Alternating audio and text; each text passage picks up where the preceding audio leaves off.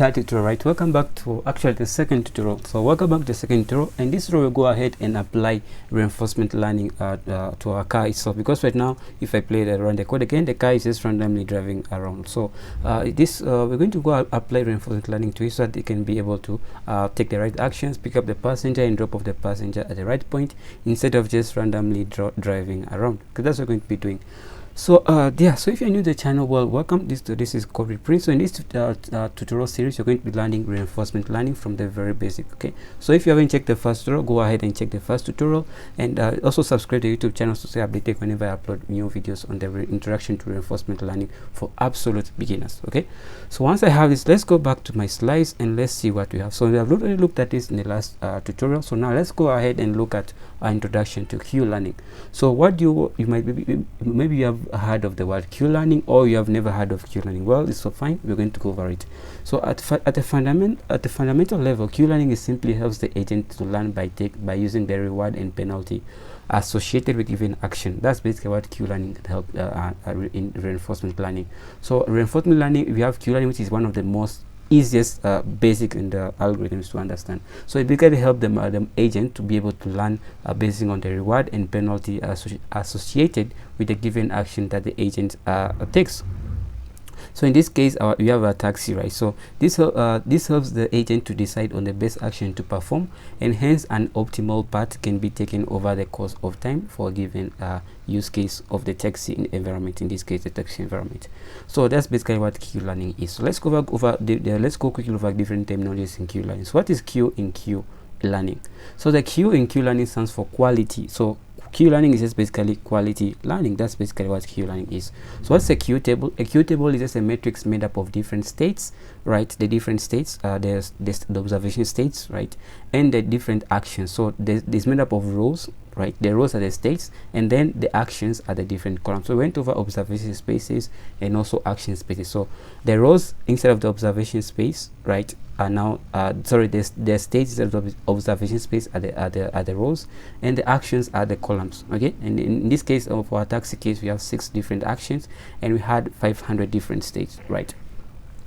So what's the Q value? So Q value is simply a value inside of a Q table are called Q values. So all the values inside of a Q table are called Q values, and Q values, you can think of them from a simple term as a state action combination, a combination of a given state and a given action related with that state. So that's basically these are the 3 main terminologies I want you to get out of what a Q learning is. So let's look at the Q learning table, a Q table in a graphical form. So I created this table right here to show the Q table. So we have the different rows, right? The different rows are the different actions. In our taxi case, we had 500 different states, right? So but since we start from 0, we go from 0 to 499. Okay, so the different rows, and then you have the different action. Agent can move south, north, east, west, pick up a passenger or drop off a passenger. So a forming this table, what we call a Q table right here. So if you start your program, you initiate your Q table to have a Q values of 0, all of them, and once you go ahead and train more and more, you have you update the Q values instead of the Q table. So you might be asking yourself, okay, why do I need Q values? Why do I need all this table? How does it help me? Okay, we also have something called the Q formula, but we'll look at the Q formula later on. So the reason why we need a Q table is because of something known as exploration and exploitation trade-off in reinforcement learning. So what is exploration, what's exploitation, and what's all these terminologies, and why do we need a Q table in the first place? So the first is to use a Q table. So our agent can learn from different ways. It can learn from experience using the Q table, or it can learn from taking new actions, right? You can learn from actions that you took in the past, or you can learn from by taking random actions in the current state. So the agent then selects. So let's look at what's the first thing. Let's start with exploitation. The first is to use the Q table as a reference, right, and view all possible actions for a given state, right? So use the Q table, and from the Q table it checks which state it is and which actions is best to take based on what it learned from the past. So the agent then select the best based on the max value of those Q values inside of the Q table. This is called exploitation, as we use the information that we already have, okay, to make decisions on what actions to take next. That is exploitation. Also, that's one of the reasons why we need a Q table, because we need to exploit we need to learn, right? So to learn, we store the values of a Q table, and that can help us to make future decision based on the current state that we are in. So the second way is to select random approaches, random actions like we have been doing here. So if I go back the code, we have been selecting random action. So that is called exploration. We're just exploring different actions. Okay. So the exploitation and exploration trade-off, that is why we need a Q table. And if you want to read more about this, I have a more detailed explanation inside of my article on Medium, so you can find more information about that. Okay. Yeah, so now what formula is used to generate those values inside of the Q table? Because we have let me just go back here, we have all these values right here. How do we generate these values inside of this Q table? Now that's why we use a Q learning formula. So this is a Q learning formula that we have. So we have this right here, we have all this learning rate, discount rate, the current values, the maximum value, the range, and all these values. So I don't want to bore you with the mathematics and all of that, but just know that the the learning rate, the discount rate are all hyperparameters that you can tune. To tune those hyperparameters to get different values. So that's how you get a new observation, a new value for a Q table, using the state and the action. It's going to be because the current state and the action plus the learning rate times the reward taken for a given state plus the discount rate multiplied by the maximum expected future reward for taking that action minus the current Q value that we have, minus the Q value that we have in our current Q table, because talk about the Q value, right? So these values in here are called Q values. So that's basically the equation for the Q learning. Okay.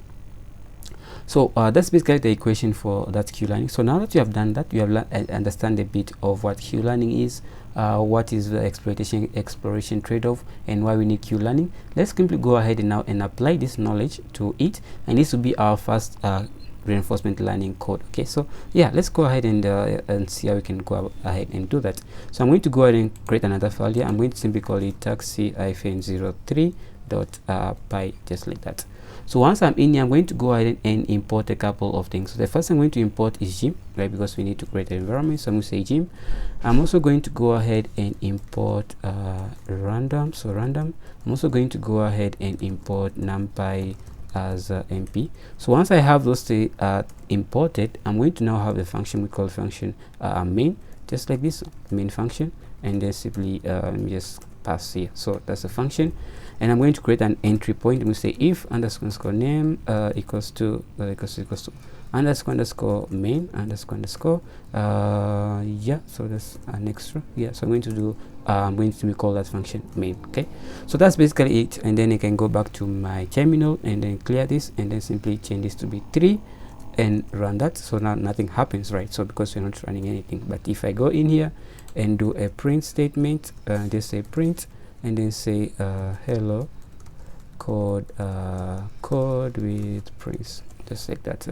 Prince capital letter, so Prince, just like that, and simply go ahead and run it. Now you should see hello code with Prince. So everything was as expected. Great.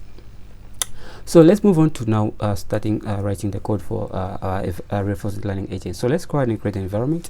So I'm going to say env equals to gym, right? Gym, get the spelling right. So gym.make, and simply pass in taxi and then hyphen version 3. Okay, that's the name of the environment that you're interested in.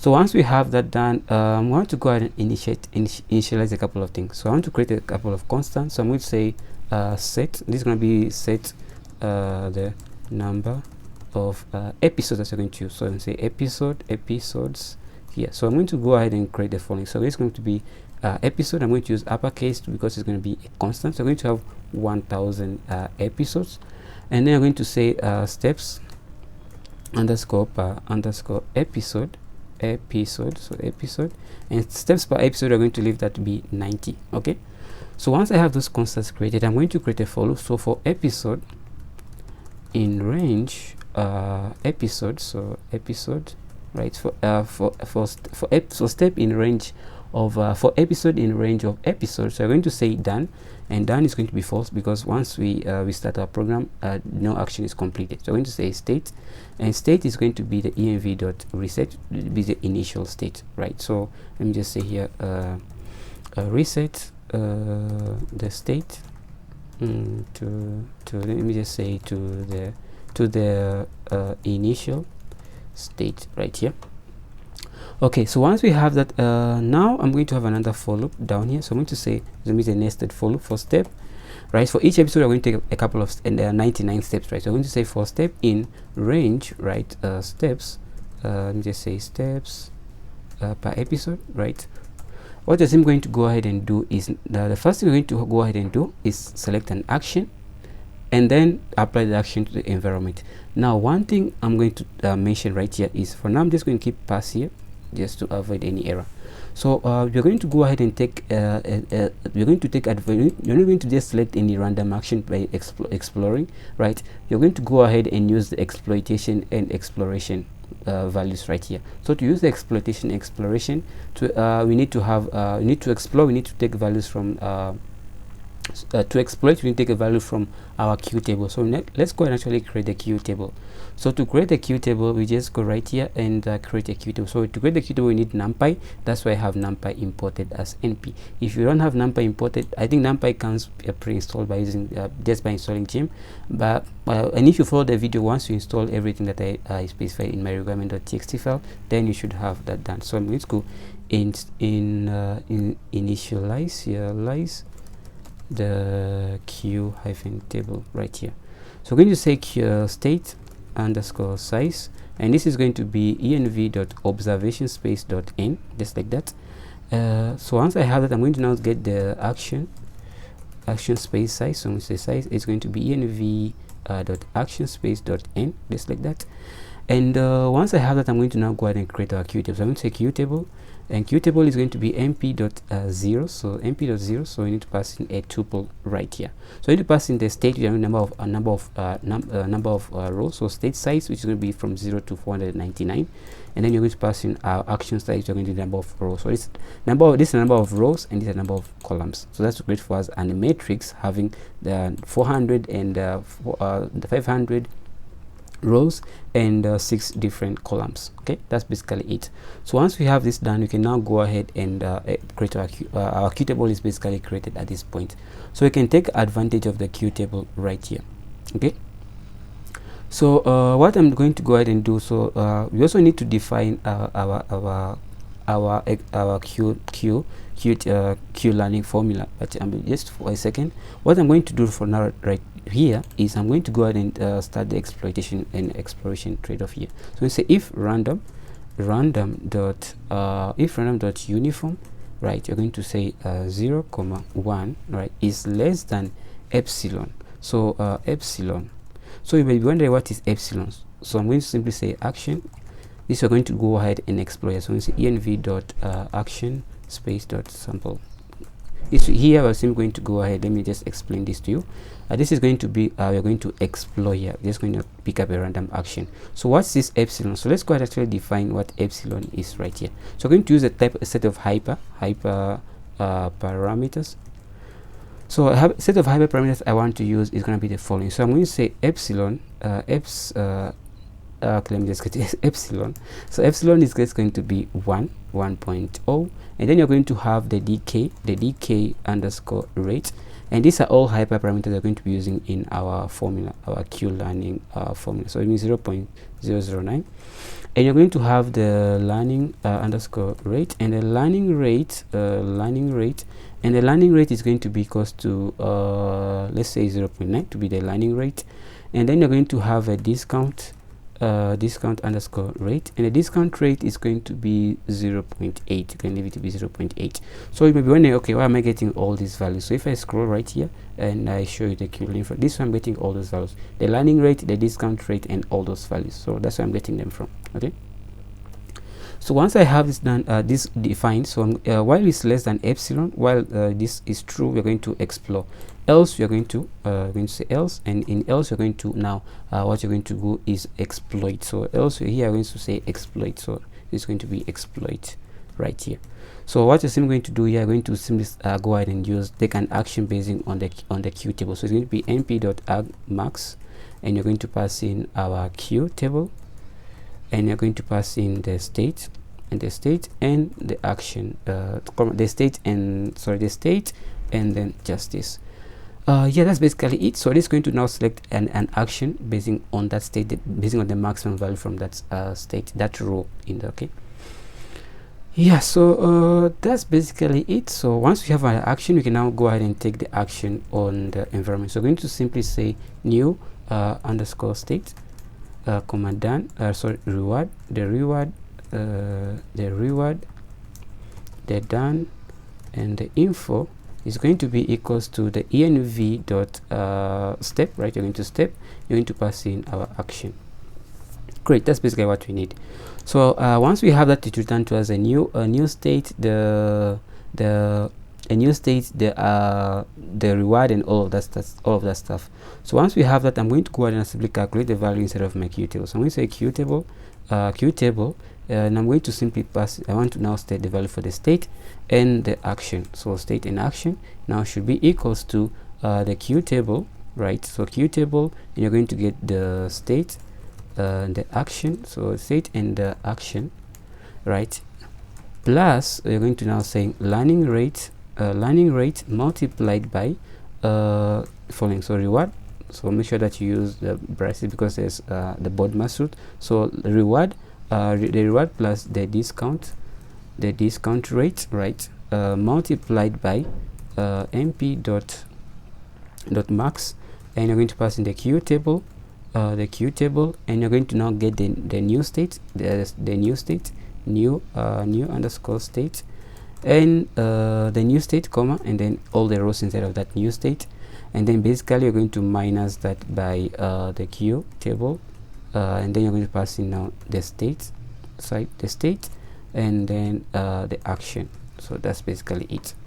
Yeah, so that's basically the Q learning formula. So we just take the formula from right here and we just change this into Python code right here. So that's basically it. So now that should update the Q value for this state and this action respectively. So once I have this done, I'm just going to go ahead and simply say that the new state is going to be equals to the state is going to be the new state, right? And then when we check if done, we're simply going to say break out of that loop. Okay. So now each time we need to reduce the amount of exploration that we do. So to decrease that, what you simply need to go ahead and do is use this code right here. So to decrease the decrease epsilon value to reduce the amount of exploration that we do. So I need to say decrease epsilon. So this is going to be epsilon, and this is going to be epsilon. I'm going to say epsilon.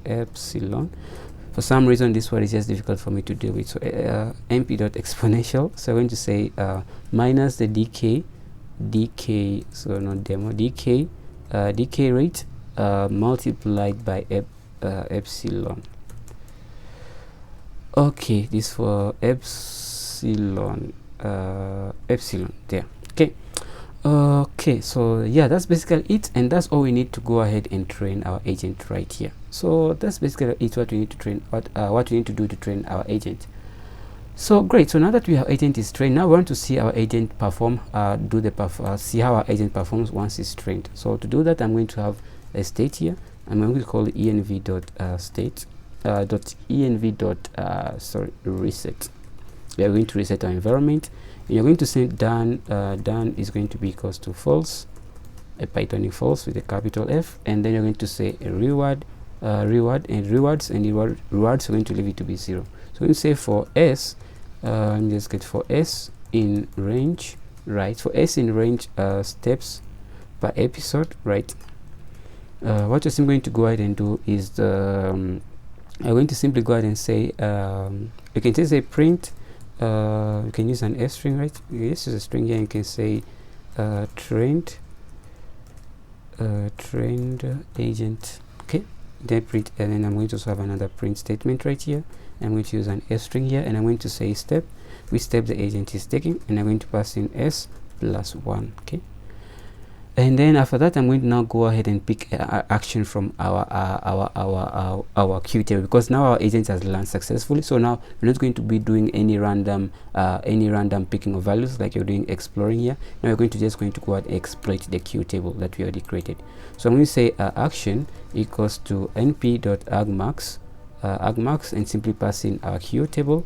The argmax is going to come from basing on the state, right? State and yeah, that's basically it, all the values from the state part. Okay, so we're going to have new state right after taking the action. New state reward done, and info is going to be equals to env dot step dot step right here, env dot step, and we're going to pass in the action that we pick from our queue table. So once we have that, you're going to say reward plus equals to rewards, right, plus equals to reward, right, just like that.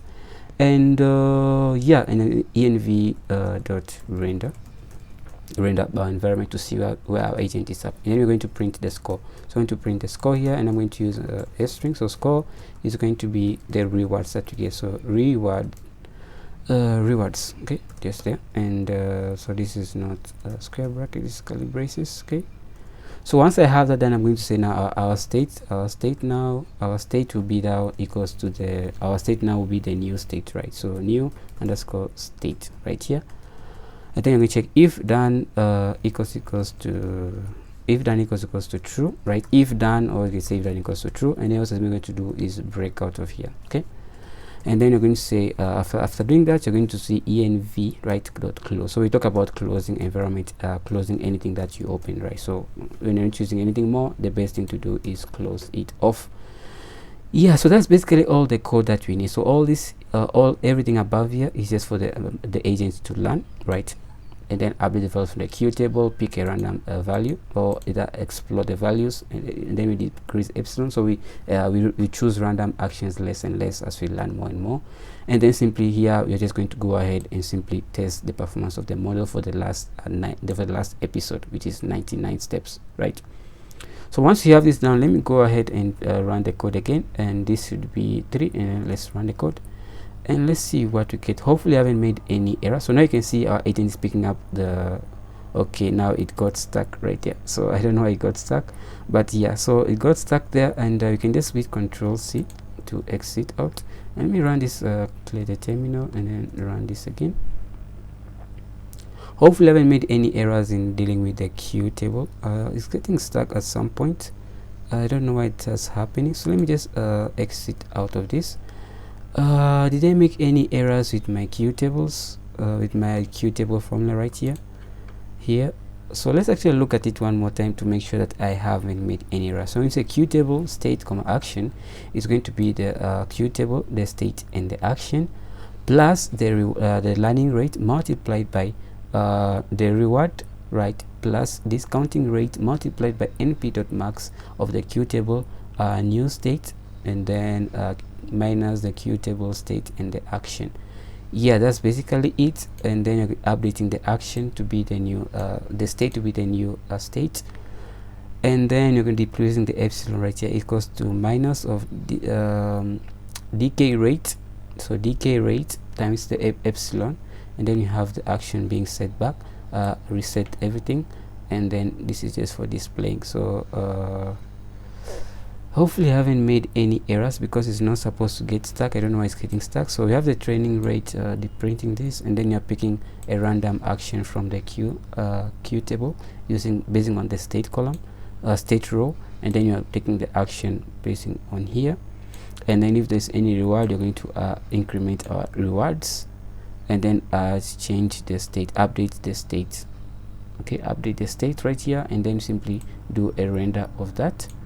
And then simply if it's done, you're going to break out of here and then simply close the environment. Okay, so that's all sounds fine, but let's look at the code closely. Maybe I've made an error somewhere. So we have the done is false, and then we have the resetting of the state, and then you're repeating from for step in number of okay, so this is the number of episodes.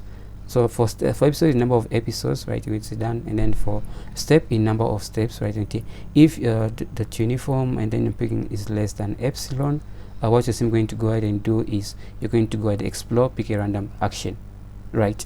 And then else you're going to exploit, which is going to be np.agmax, the queue table, and then basing on pick a max value from that row.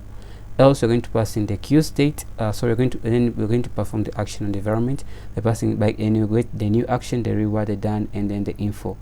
After that, you're going to apply the queue learning algorithm implementation right here. So you're going to say queue table and implement this. And after implementing that, you're going to go ahead and update the state, and then if done, we're going to break out, and then epsilon is going to be mp.tk.this.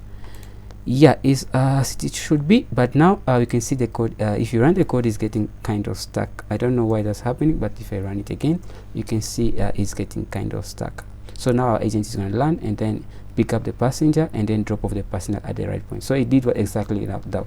I don't know why it was getting stuck previously, but now it's performing as it should. So you're going to pick up the passenger and it's going to drop the passenger at the drop point. So right now it's performing perfectly. I don't know why it was doing that.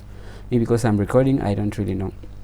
So the agent lands. So now sometimes it gets stuck. Okay, this doesn't happen when I'm not recording. I don't know, maybe because I'm recording, that's why. But usually it runs perfectly each time. So yeah. Yeah, so that's basically it. Now I've been able to build a self-driving car that is able to pick up a passenger and then drop off the passenger at a drop-off point using reinforcement learning. So that's basically it for this video. So picks up the passenger and then needs to drop off the passenger, but it gets stuck because I'm recording probably. Yeah, so that's basically it. And if you have any questions or anything, let me know in the comment section below. Let me know if you guys are experiencing this stacking thing, but usually it doesn't get stuck on my end. It just that whenever I'm recording, it gets stuck for some reason. Yeah, so that's all for this video. If you enjoyed the video so far, like the video, subscribe to the YouTube channel, and hit the notification bell for the next tutorial. So we're going to go ahead and build a catapult balancer using reinforcement learning. So if you are new to the channel, please kindly consider subscribing, liking the video, and subscribing to the YouTube channel, and hit the notification bell to stay updated whenever I upload future videos. Okay, thanks for watching, and I'll see you in the next one. Keep safe.